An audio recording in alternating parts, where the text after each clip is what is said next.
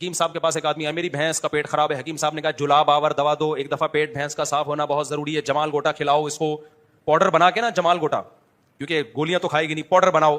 اب بھینس کا جمال گوٹا آپ کو پتا ہے, ایک آدمی کو اگر آدھے جمال گوٹے سے موشن لگتے ہیں تو بھینس کے لیے کم از کم 10 گولیاں چاہیے.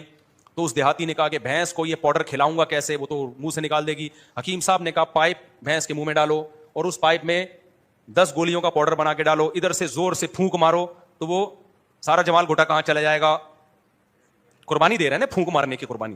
کبھی پھونکو والی سرکار کو بولو یہ والا پھونک لگائیں آپ, تو تبھی پھونکو والی سرکار بھینسوں کو پھونک نہیں رہی, اس کو پتہ ہے لینے کے دینے پڑ سکتے ہیں.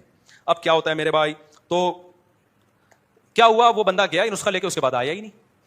حکیم صاحب نے کہا پتہ نہیں عرصہ ہو گیا, بندہ ہی مارکیٹ سے شارٹ ہے. اس کے گھر گئے, دیکھا مرنے کے قریب ہے, ہڈیوں کا ڈھانچہ بنا ہوا ہے.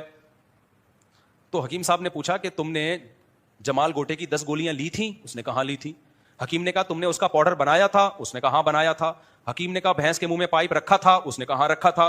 حکیم صاحب نے کہا پاؤڈر پائپ میں ڈالا تھا؟ اس نے کہا ہاں ڈالا تھا. حکیم صاحب نے کہا پھونک ماری تھی؟ اس نے کہا پہلے بھینس نے پھونک مار دی تھی.